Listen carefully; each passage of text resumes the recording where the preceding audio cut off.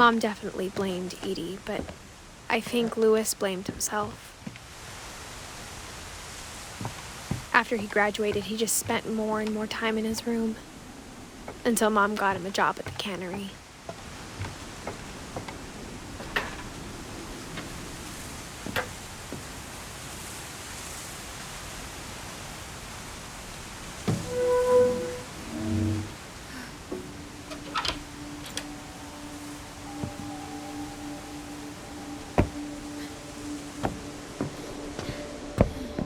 Louis's room smelled very, very familiar. That part of him lived on.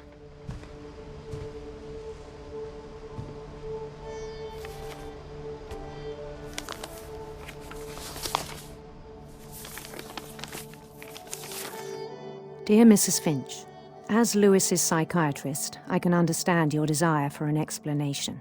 As I see it, the trouble began in January, shortly after we convinced your son to seek treatment for substance abuse. Newly sober, I believe Louis first noticed the monotony of his daily life.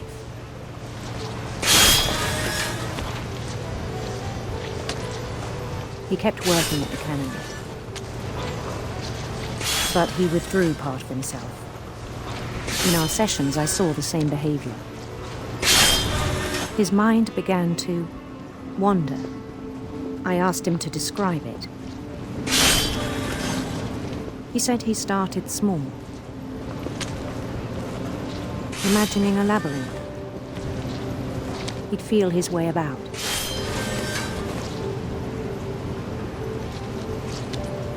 Then something moved. Bats.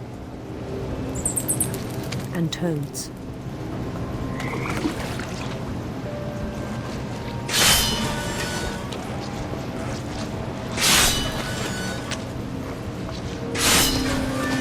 And things that have not names. He knew it was all in his head. But he took it very seriously. I had hoped he'd find himself.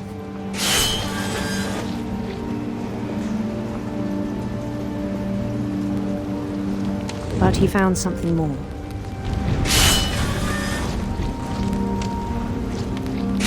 I worried about him then, daydreaming at the cannery.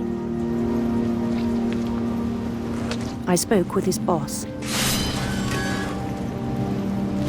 But he said Louis had become a model employee.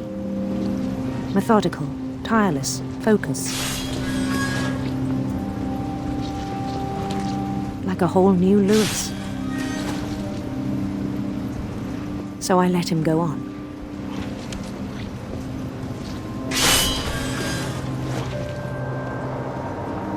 I even encouraged him. It seemed very promising at first.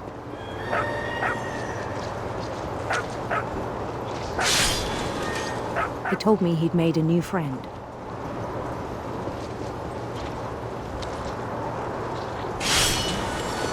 On the edge of a city he named Louis Topia.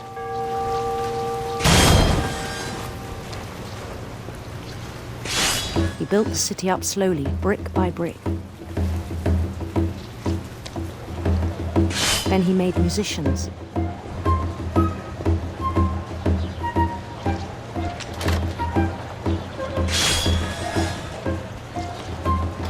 And songs for them to play.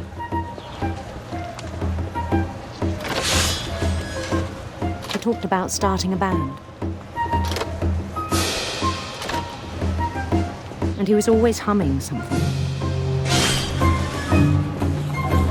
Every day his imagination grew stronger.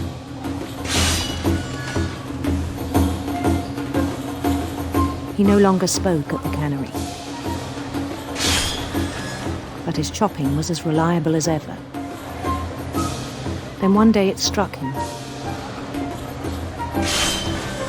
that all the cheering crowds, even the stones under his feet,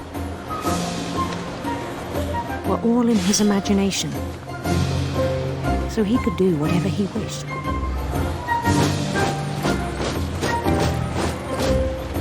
He held an election for mayor. And he won.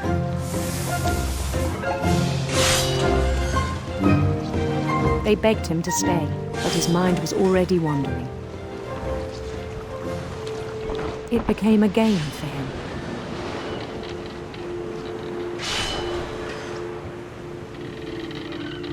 He'd conquer a city, then immediately push on.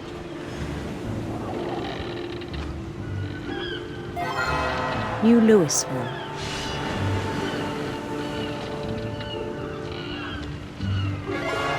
St. Louis. He started drifting away from our reality.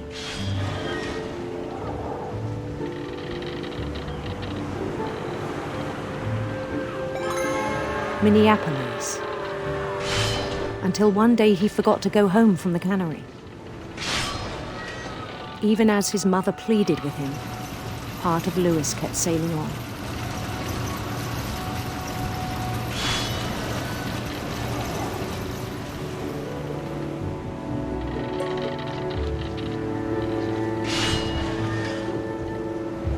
In Louisburg, he heard rumors of a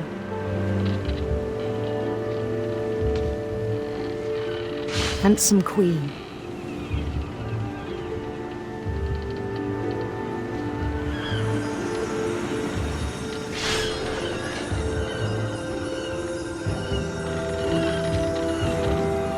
The queen was on her own quest for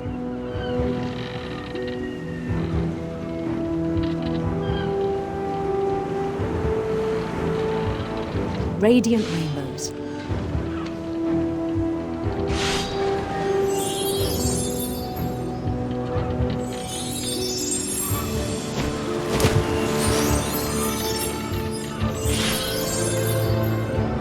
He followed the sound of her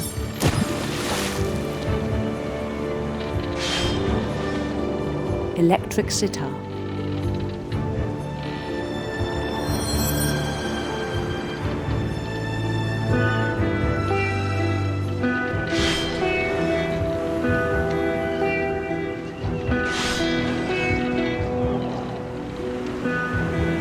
His chase led him to a golden palace east of the sun and west of the moon.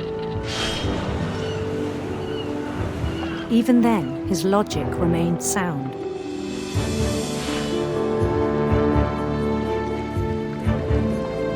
He knew the world was all in his imagination.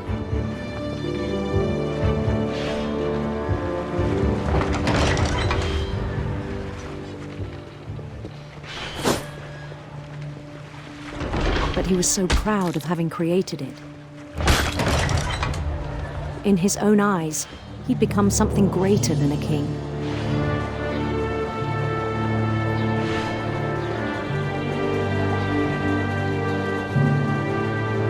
For someone who'd never known success in the real world, I think it was overwhelming. And then it struck him that the real Louis was not the one chopping salmon, but the one climbing the steps of a golden palace.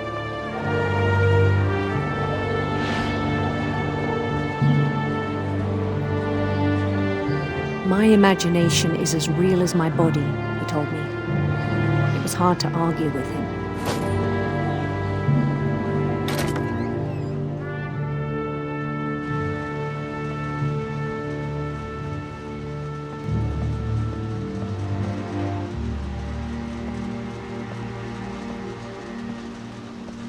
He began to forget the world we know.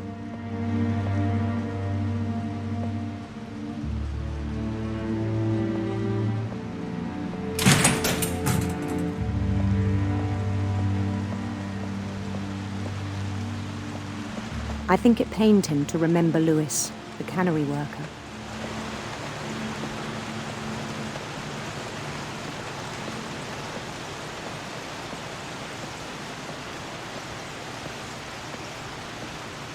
He began to despise the man with a royal contempt.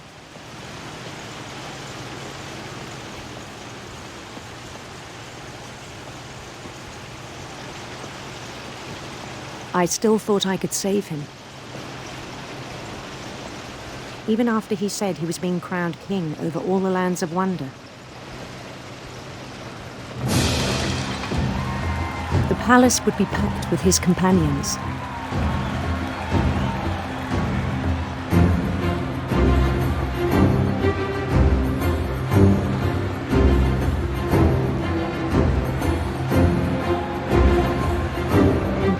wise calico who'd insisted on inviting him.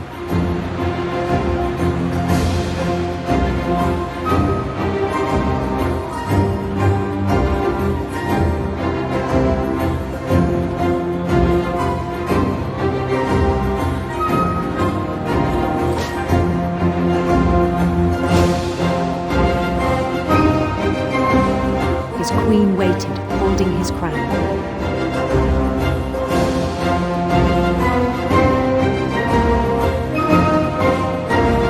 There was only one thing left to do.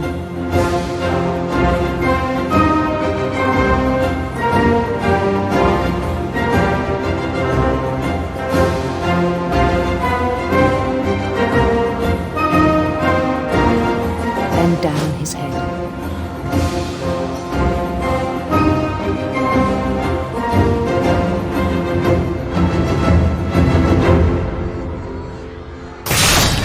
The rest I think you know. Mrs. Finch, your son was a kind man who will be missed by all of us who knew him.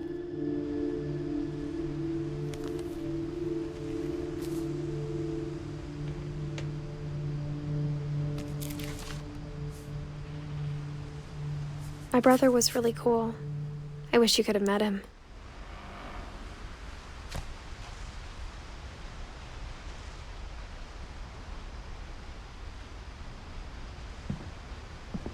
Louis and I spent a lot of time playing games together, but he was surprisingly bad at them. He died a lot.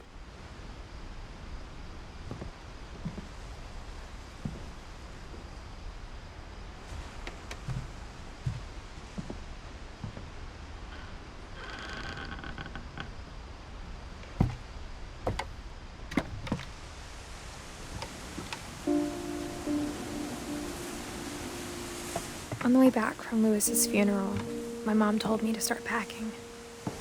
She waited until the day before we left to tell Edie.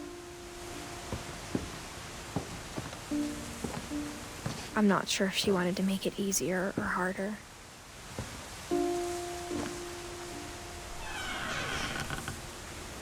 I wish we'd stayed. But I understand why we left.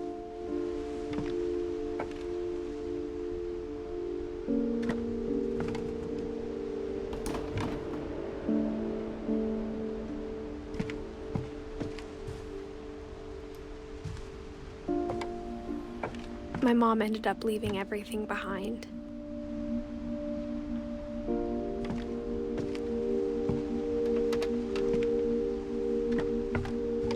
What happened that night had been coming for a long time. Maybe it should have come sooner.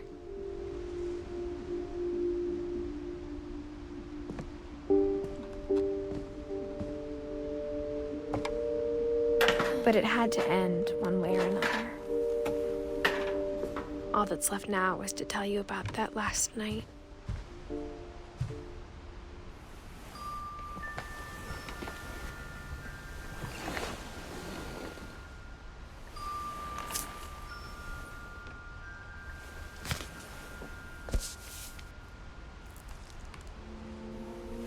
That whole last day, Edie just watched us pack and didn't say a word.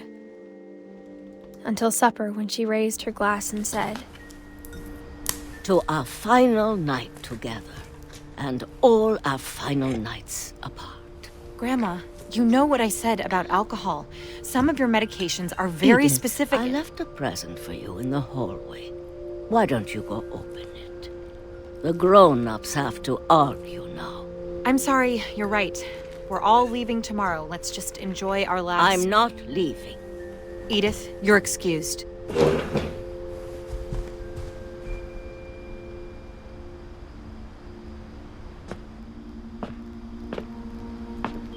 The power had been shut off that morning, but Edie always had plenty of candles. When my mom sealed the library, I don't think she knew about the other entrance. Or that Edie had a key to it.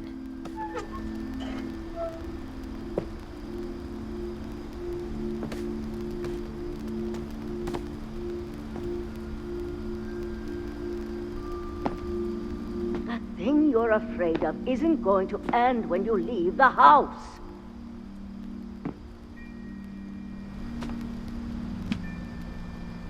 Edith has a right to know these stories. My children are dead because of your stories. I think it's best if Edith and I leave tonight. We'll have the nursing home send a van for you in the morning, okay?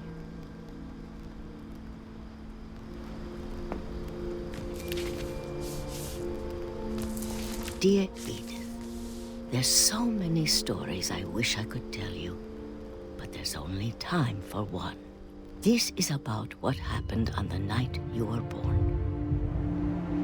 That night, the tide went way, way out. It was the first and last time I ever saw the old house aground. There'd been an earthquake out in the middle of the ocean. They called it the lowest tide in 1,000 years. God, it smelled awful. You know, I've seen that house every day of my life.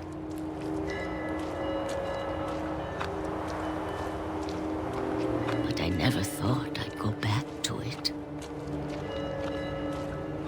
When the fog rolled in, I lost my way.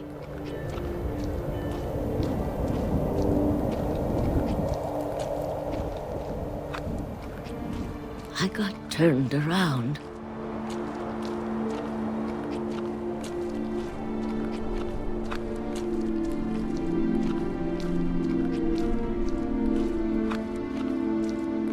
I started seeing things.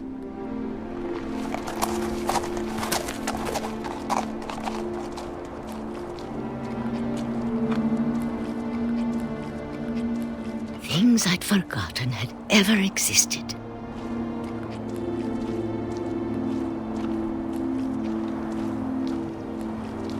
But when I saw them, they felt like old friends.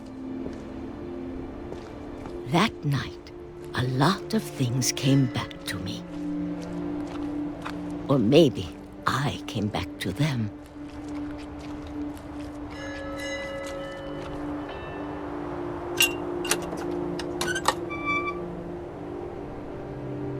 Things I can't explain, but that I need you to try and... Edith, what are you doing in here? It's mine. Edith! Mom, you're gonna rip it! Let go! I kicked and screamed, but Mom dragged me to the car. I never saw Great-Grandma Edie again. The next morning, the van came to pick her up, but she was already gone. After that, we moved around a lot.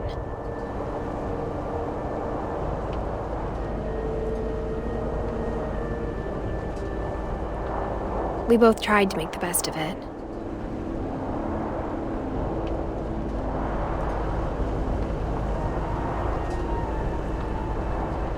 A few years went by.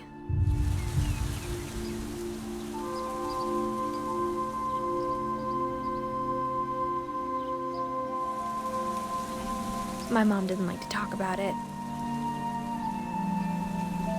but she started getting sick a lot. The rest happened pretty quickly. She got better for a while, and then she didn't. And then I was alone.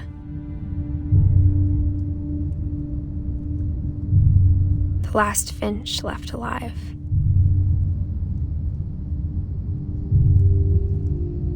Until I found out about you. I'm still not sure what to tell you about all this. If we lived forever, maybe we'd have time to understand things. But as it is, I think the best we can do is try to open our eyes. And appreciate how strange and brief all of this is. This journal was supposed to be for you.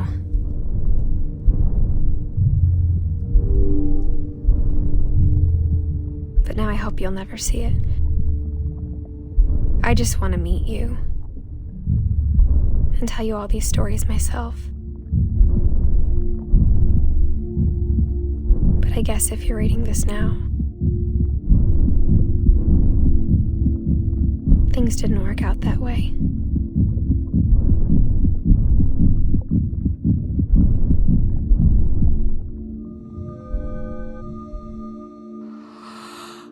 This is where your story begins.